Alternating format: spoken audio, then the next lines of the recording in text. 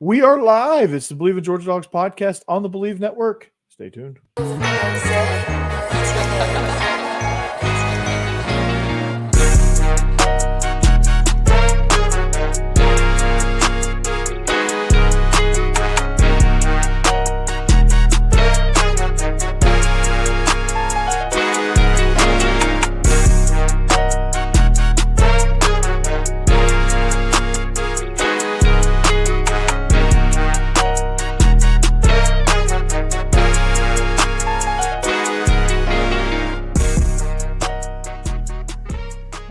All right. Happy Thursday evening. And if you're seeing this later, happy Friday.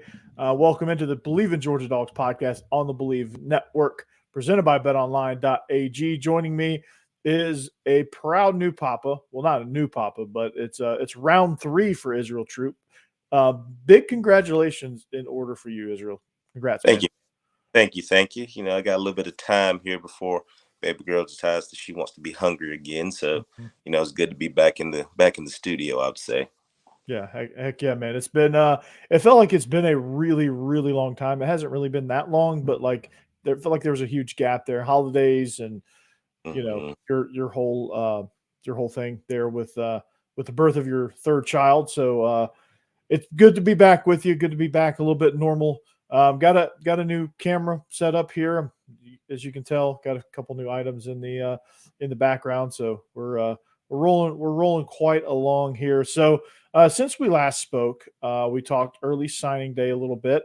We talked Dylan Raiola, all that stuff. We're gonna put that in the review. We're not gonna talk about Dylan Raiola tonight, but we got a lot of other things to talk about as far as transfer portal additions, the beat down of Florida State, and just how insane that was, and all the guys declaring for the NFL. So where do you want to start?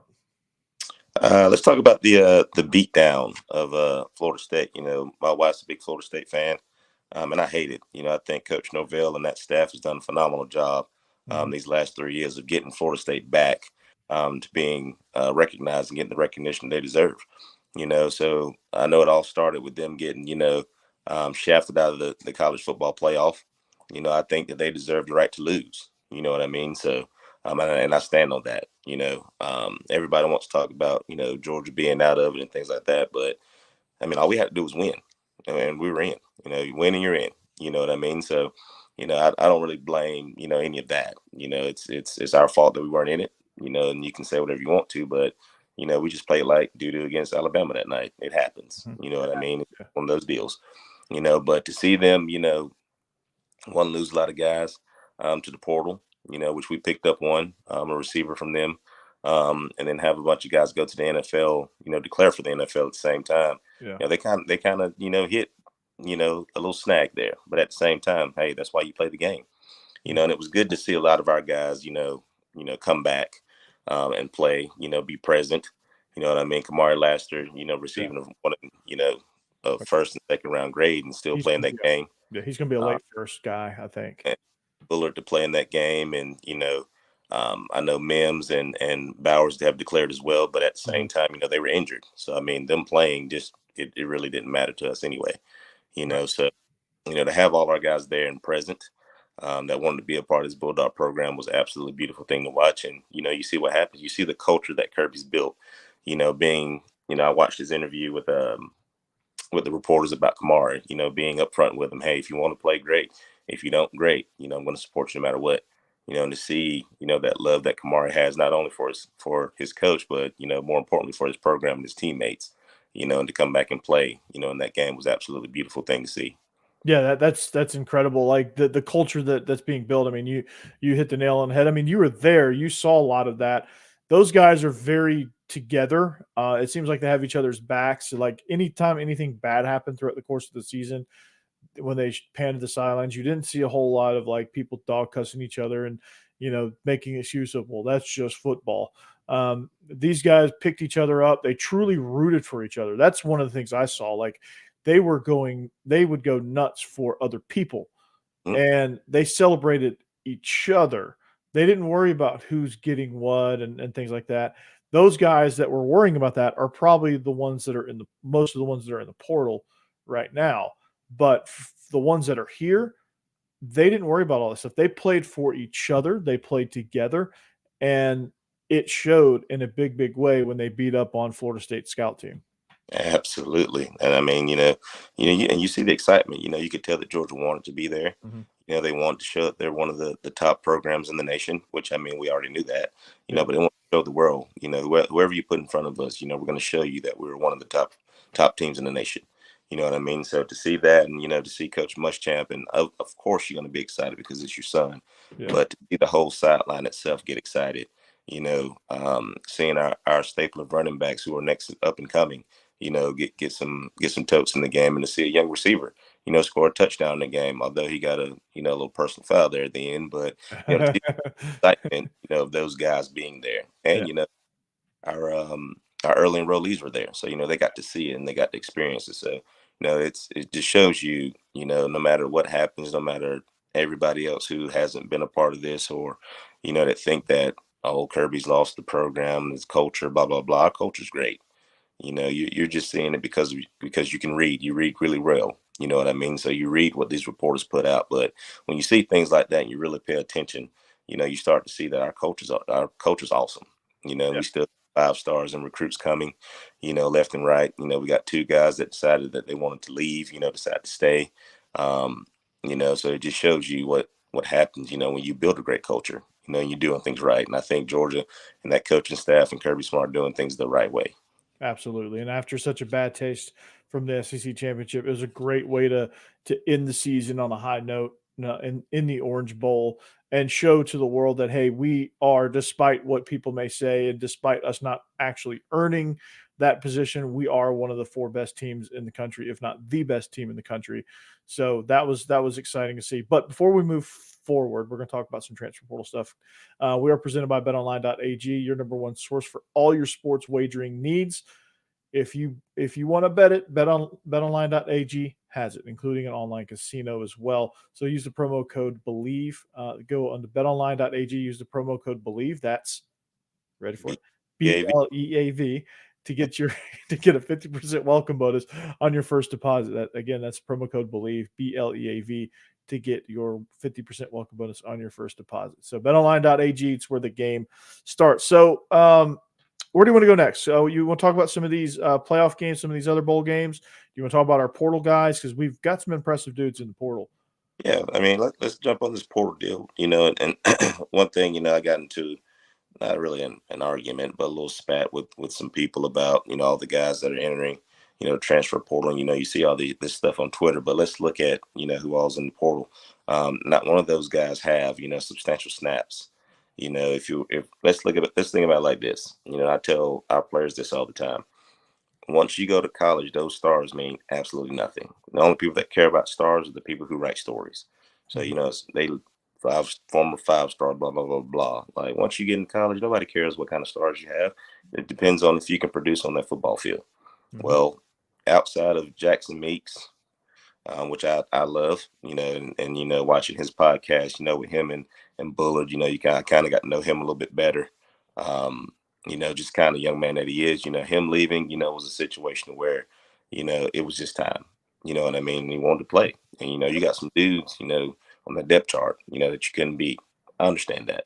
You know what I mean? So all the rest of them, I don't And know. he followed Coach Brown to Syracuse, so it's not like he went somewhere random either. Yeah, and I don't know everybody else's situation, but I thought I prefaced it by saying this.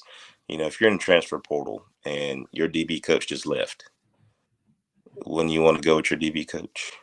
Yeah. If everything was all good and you were just that guy, but somebody else was in front of you, that by all means, that's not knocking any of those guys, but that's just my thought process in this. Jackson Meeks, boom, the very next day he's in there. He's at Syracuse. You know what I mean? So Mhm. obviously that relationship was built at some point. And these things, require relationships. You know what I mean? So, I wish all those guys the best. George just wasn't their fit at the time. You know what I mean? So I'll never get mad at a young man for wanting to transfer.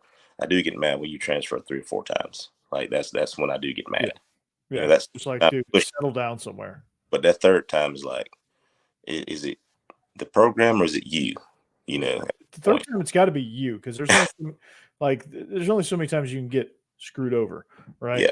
it has to be you. The first time it's okay, maybe I got somewhere and decided this wasn't the right fit for me. My head coach got fired, or my position coach moved on, or some sort of circumstance. Like there's always that one. Sometimes there's some unique situations where two transfers is warranted, Hmm. and I don't hate that all the time, but sometimes depending on the circumstance. But you get up to three and four, and some people even have five transfers. Like they're somewhere new every year. Like Yeah, that is excessive. Like and that's the at some problem. point, like you're a recruiter and you see that and you don't recognize the red flag, that's on you as a coach too, right? Especially as a kid who hasn't produced on the field. You see this guy's transferred, more than twice. He's in there for the third time, and the numbers don't really add up as to why he's transferring. At Mhm. some point, it's got to be like, all right, big dog, like what are we doing? Like, what's the problem? You know what I mean? And you can't sit here and say, well, that guy's a great athlete. I mean, he is, but coaches do their homework too. They're going to ask. All the coaches, they might hate each other, but at the end of the day, especially around this time, they're going to ask, hey, coach, tell me about this kid.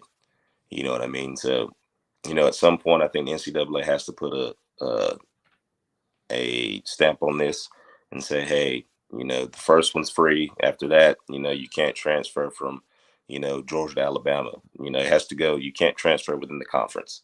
You know what I mean? Because now it looks like tampering. You play those guys. They're like, hey, man, if you come here, you're going to get this. You know what I mean? So at Exactly. some point, there has to be some stipulations on this to where there is punishment for you just jumping in the portal because, you're not happy. There's a difference in it's just not a good fit. The coaching staff, you know, sold you a dream that's not really there. They lied to you, things like that. Like that makes sense to me. But just because, you're not playing how you think you should be playing, and it's just because other outside factors which people don't understand, going to class, getting in trouble, decisions that you make, all those factor into your playing time.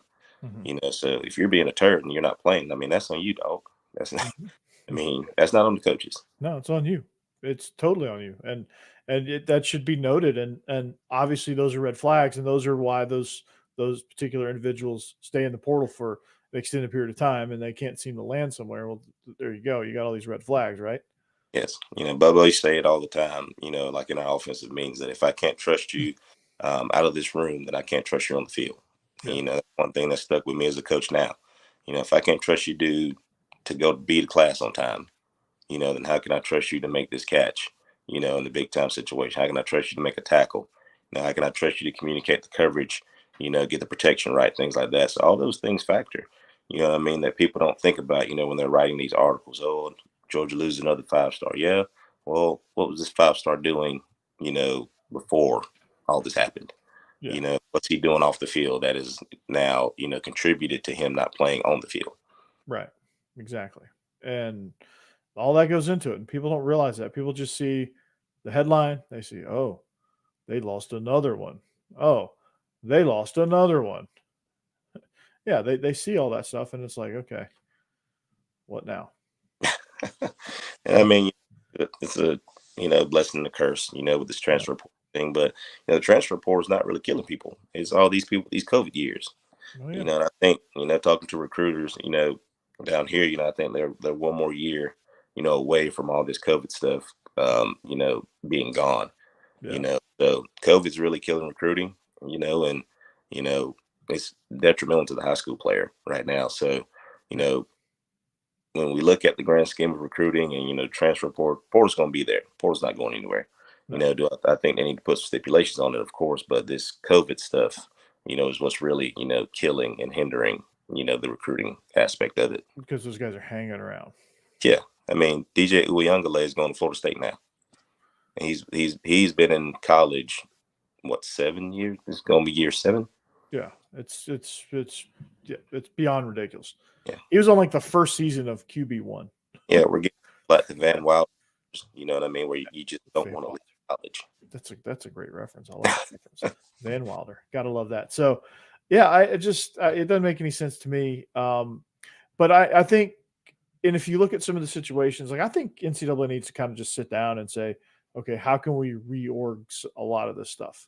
Mhm. How can we redo the calendar? Because this thing is starting to turn, and not that it's a bad thing, but it's starting to kind of mimic the NFL a little bit. Like there's a story like Quinshon Judkins. He entered the portal. Mhm. And you know why he entered the portal?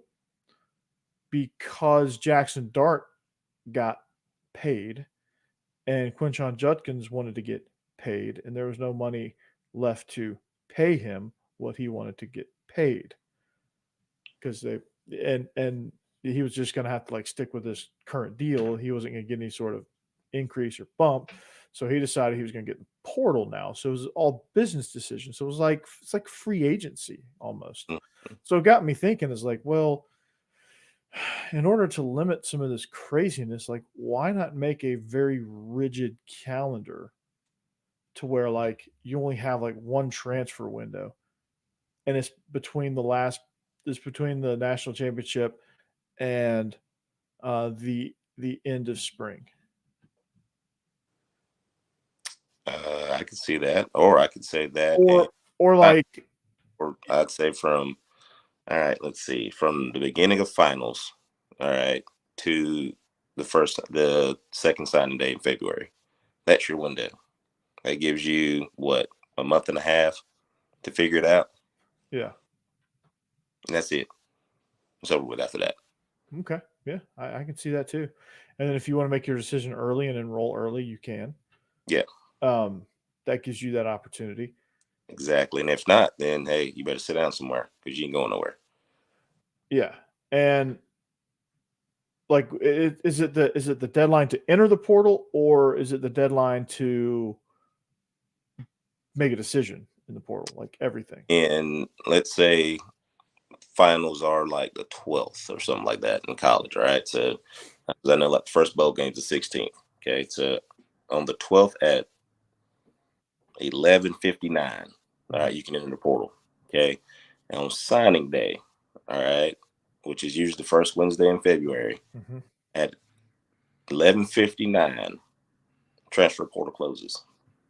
And wherever you're at, if you're still in the portal, then you're still in the portal. You got to pack your bag. You got to go. We can't hold scholarships, just because you didn't, get to go somewhere. You Yeah. should have figured that out beforehand. Yeah. You I know, like that.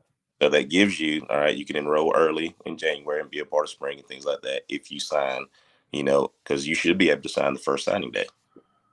Yeah, you should be able to, like with transfers, you should be able to just it doesn't work like college. It doesn't work like high school recruiting. Like you should be able so as soon as you commit, you should be able to like get the enrollment process started. Exactly. So what's the point of a kid coming in March?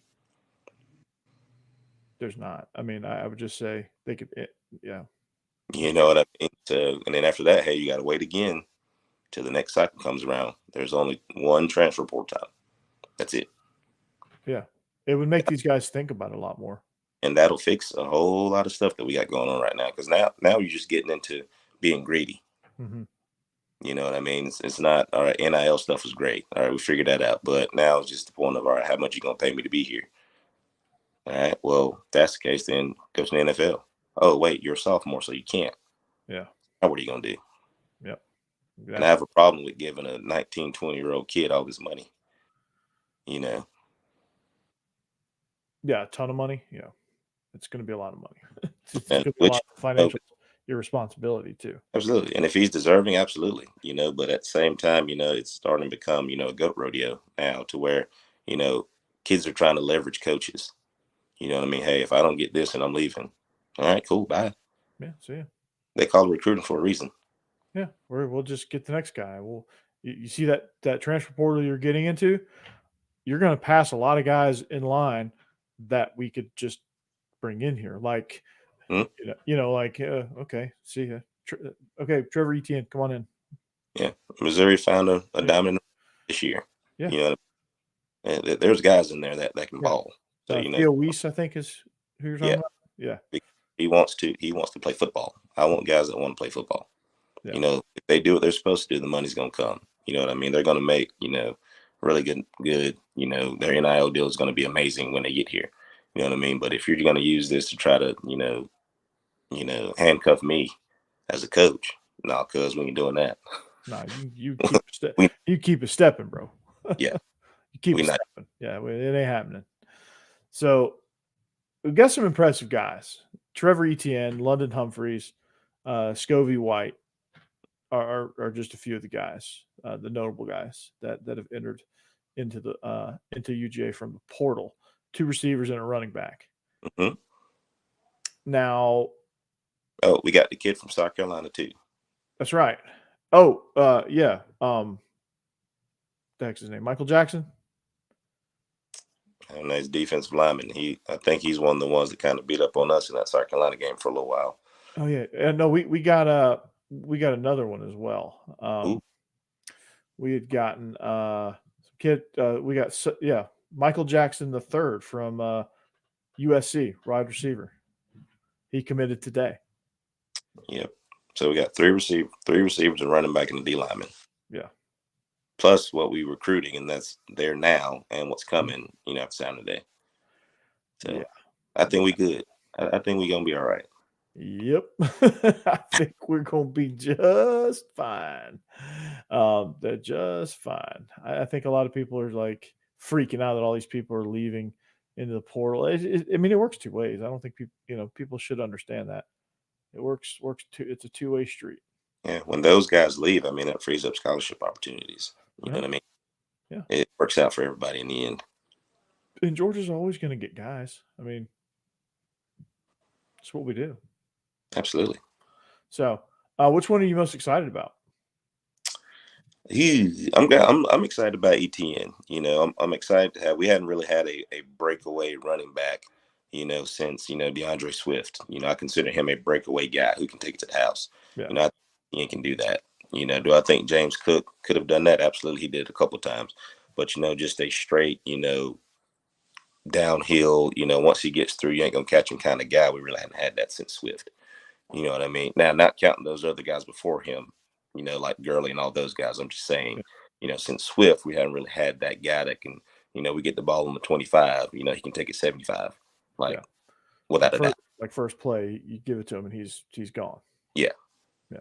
So I'm looking forward to him. I'm looking forward to see our guys who were injured, come back, how they bounce back from those injuries. I'm excited about this receiving core. We're losing McConkey and Rosemary Jack Saint. We lost Meeks, but we got a good squad coming back this year. Deep squad. Xavier McLeod is who you're talking about, defensive lineman. Yeah, Xavier McLeod for the defensive line. Yeah, too. It's gonna be fun to watch. That group get developed, and to the point to where when we get to the SEC championship game, which we will again, to where we don't feel like we have to play not to lose the game, we can actually play to win. I'll never understand why we do that. I'll never understand it. Yeah, even when we played Auburn, and Auburn, we felt like, all right, we can really beat them. We kind of played around with them for a little while, so it's just one of those deals to where, all right, now we're getting to the point to where this whole playing not to lose just ain't work for us. We just need to play to win. Just go out there and just let it rip, man. If you lose, you lose. Yeah. Just let it rip. I mean, who cares? If you're going to lose, you're going to lose. But at least lose being hyper aggressive and doing what you've done all year to get you to that point. Absolutely. I'll never go on the field and say, well, guys, don't know what we're going to do today. We're going to try it. No, dog. We should let this thing ride. Yeah, we're going to put the. If we lose, so be it. But we're going to lose the way we're going to, we're going to lose going all out. Absolutely. That's it. We're going to be aggressive, and you're going to have to, get over it. Like that's one thing I love about Dan Campbell in Detroit. Like that dude is freaking. He don't care, man. Absolutely. He's gonna let it rip. He's good or bad. He's gonna let it fly, man. It's great to see. Man, absolutely. Watching the Washington Texas game, which I thoroughly enjoyed both games. Mm-hmm. I feel like the Alabama Michigan game was a heavyweight fight. And the Texas and Washington game was a featherweight fight. So it's one of those deals to where who's going to outlast the other one. And I really thought Texas was going to make that comeback there toward the end. Yeah. That fumble in the second half, at the beginning of the second half was their downfall. If they don't fumble that ball, I think they win the football game. Yeah. Not saying that one play dictate the whole game, because Penix was. It was a pretty big play. Like it was a pretty big momentum play, and it it just allowed Washington to push that lead a little bit further to where Texas was always in chase mode And instead of instead of being firmly kind of in control of their own destiny and just being able to calm down and get into their game plan. Like I felt like that created some panic for Texas. and then the OC at Washington, when Phoenix is rolling, that makes play calling real easy. I Oh, mean, he was the whole, I mean, dialed in, wasn't he? he's seeing the whole field all the way to Bourbon Street. That's how good he was seeing the field. You know what I mean? A So lot of people were seeing Bourbon Street really good. yeah, I saw the pictures, man. It was wonderful. It's one. If you've never been to the Sugar Bowl, it is a game that you should really go to. That was like that 15 seconds just encompassed the entire Sugar Bowl experience. Ain't no doubt. And then I saw that Alabama center is entering the transfer portal. I hate to see it. Poor guy. He had a rough game. Yeesh. He had a rough game. I mean, I'm not bashing him, but my God, he had a rough game, dude. I feel bad for him. And then answer me this: Tommy Reese is one of the most one of the brightest young minds in college football right now. But there's this thing called running the football. That if you just catch the ball whenever it is a good snap, you catch it and you hand it to that guy behind you, or you use that horse that's catching the ball already. A lot more than he did, I think. He's only 230 pounds, Israel. I don't know if you can use him as a running back. Look, I tell you this though, the ball in his hand, which I know they were trying to get in his hand, at the end there. You know what I mean? But he panicked. He totally panicked. I mean, if he throws that ball to the running back, it's a touchdown. If it's a good snap, he throws it to the running back and it's a walk-in. If he picks it up and picks his eyes up, it's also a walk-in touchdown. I don't know if you saw the guard wrapping around to nothing. Wrapped around to nobody. It's a really good feeling as a guard. When you wrap around, there's nobody there, and you're like, okay. All right. And the quarterback just ran into the pile. Yeah. Milroe just ran into the pile. Yeah. Oh, what are you doing?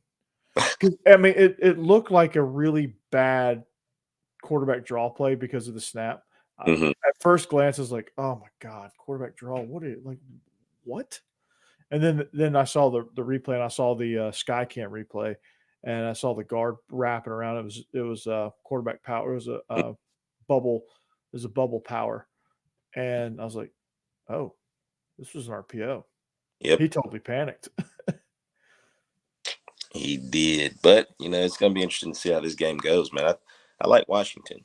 After seeing kind of what Alabama's receivers did to Michigan secondary. Now, one thing Michigan's got going for them, now that box is absolutely deadly. Now that front seven they got, they're going to get after Penix a little bit, but with Penix, I think the difference between Penix and Milroe is Penix I think has a lot more poise in the pocket.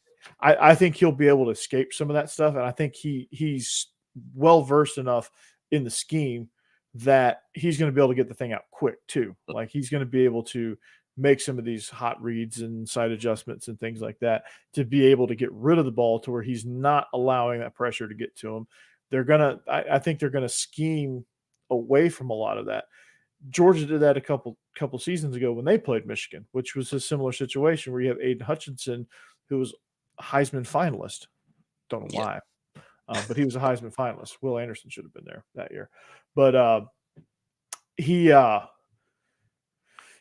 a non-factor because Stetson, does what Stetson does, right? And Todd Monken had a really brilliant scheme. Todd Monken was destined to coach Stetson Bennett in college and then move on and upgrade to Lamar Jackson in the NFL. Yeah. Like he is living the dream right now. That upgrade is like having the iPhone 11 and now getting like the 15 Titan right now. You know what I mean? Like iPhone 6. Oh my god. Yeah, having the very first iPhone where it's like round. Which is really good, and then you get this new iPhone titanium. You know what I mean? It's like, shoot, man, we finna make this thing shake. Yeah, and you are making it shake. Yeah. Baltimore's the number 1 seed in the AFC. His first year as OC. It's amazing how that works. Finally, somebody who knows how to actually use Lamar Jackson. Mm-hmm. And the weapons around him. Who would? Well, yeah, I mean, it starts with Lamar Jackson, though. But understanding, hey, these receivers aren't bad. We do have, we don't have a superstar running back. They don't have a superstar receiver. Yeah. Like, I wouldn't consider OBJ a superstar right now. I mean, he was, but he's not now. No, he'll get back to his glory days, but he's got a great supporting cast. Yeah, I don't think he'll ever get to that point, but he'll be productive. He'll be very productive, and the cast around is really good. You can. I'm impressed with Zay Flowers. I really like Zay Flowers. I think he's going to be balling right now. Yeah, he's going to be a good one. Mark Andrews, when he comes back, he's going to be a good one. So it's a good time for football. You know what I mean, right now. So I'm looking forward to the game. From a simple fact of, it's just, I just love football. I don't really care who plays in it, especially now because Georgia's not in it. But at the same time, I'm just looking forward to seeing good football. And I think it's going to be it's really good for you. Got a physical team in Michigan, playing against another physical team from Washington, defensively. But offensively, you're looking at two different, aspects of the game. Washington's more of the, finesse, throw the ball down the field, kind of catch you guessing a little bit. And then Michigan, all right, this is where you're going to get power right here at your face. You're going to get split zone right here at your face. And then we might play action, throw the ball. Yeah, but we're going to run it. We're going to cram it right down. We're going to run the ball. We're going to run the damn ball. That's what we're going to do. We'll run the damn ball, Bobo. All right. So, it's Blake Corum all day long. Like they did against Penn State in the entire second half when they played Penn State. They just ran it. And then they ran it again. Demoralizing games. If I was a Penn State fan, I'd be really upset about that still. And this team just showed no respect for us and decided we're just not going to throw the ball until you just laid down and took it. Mm-hmm. Same thing against Ole Miss. You just laid down and took it. Good Ole Miss. Absolutely. Oh, well. How about Missouri, dude? Dude, drink. I'll admit it. I don't know where you stood on this, but like I had Drink as one of the two fired coaches. I did not. Because you remember I said when we were looking at the schedule, I said Missouri is the one game that scares me out of this whole group. It's the Missouri game. You did. You had a lot of faith in Drink. I did not. Mm-hmm. I don't know why, but I just didn't. I don't know. I guess I just didn't believe it because it was like that last year was more of an aberration, the way they finished that year and the way they played against us. I felt like it was more of an aberration. I didn't think they were all that serious and still didn't. And then when they played LSU, the way they played them, even though they lost, that when they beat Kansas State, that got my attention. But they really kind of figured out how to use Luther Burden. Mm-hmm. And then Cody Schrader coming in was the X factor for them. Absolutely. So the SEC is going to be looking really, really good coming up, and I'm excited about it. Guess what? We were supposed to be down. Yeah. This past year. This was our down year. Mm-hmm. We had two teams in the playoff this year. Texas. I'm counting Texas. They're SEC elect. Counting Texas. Absolutely. You can't stop me. I'm counting Texas. But yeah, it was a really good bowl season, surprisingly. It was. It was a good bowl season. I think there was a lot of good games. Obviously there's going to be some stinkers. It's just inevitable. There's going to be some stinkers. Like Liberty should have never been in a New Year's Six, but they never should have been a matchup with Oregon. That was a weird matchup. That was a terrible matchup. Hey, they held their own for about a quarter and a half. I don't care. That game should have never happened. Because Oregon came out and sleptwalk for a quarter and a half. That's what happened. And when Oregon woke up and it was 45-6, and you're like, okay. It escalated quickly. Yeah. And you feel bad for Oregon because like they busted their you know what in the final season of the Pac-12 to get that game. That was like when we in 2007, we were fighting for a BCS title game spot, and all of a sudden we get matched up in the Sugar Bowl with Hawaii. Hey man, you got to come between them lines to play this game, baby. And can't help who it's. I would have said if we can't get in the national championship, put us in the Rose Bowl against USC. That would have been a better matchup. Yeah, but hey, I had a great time on Bourbon Street. Yeah, It was a great bowl experience for us. yeah. Oh, I'm sure. Yeah, I know. I was there. I was there. I Great, was there. That was great. great. So, all right. Well, we're gonna wrap this thing up, man. Before we go, score prediction for Monday. I like Washington 35-17. Ooh, I was gonna say Washington, but a lot closer. I was gonna say Washington 27-21. Ooh, Michigan can play a little bit defense. they can, but Penix is playing out of his mind right now. He is dealing. So, okay. Don't forget the basketball starts their conference play on the road at Missouri on Saturday. So There it is. basketball, they've won 8 in a row. That's what I'm talking about. 8 in a row, dude. Go Dogs, baby. We're actually good at basketball. I don't know if I can handle this. We're gonna be good at basketball. This is gonna be fun. We're about to be good at sports. It's gonna be crazy. Good at baseball too. I'm excited about that. I'm excited to get into that talk. So, all right. Well, that's going to do it for us here on the Believe in Georgia Dogs podcast on the Believe Network. We'll see you back here next time. But until then, go Dogs, and that means go Dogs twofold in this case on Monday night because Washington uses our iteration of Dogs too. So, just fun fact for you guys. But go Dogs. We'll see you back here next time. Peace.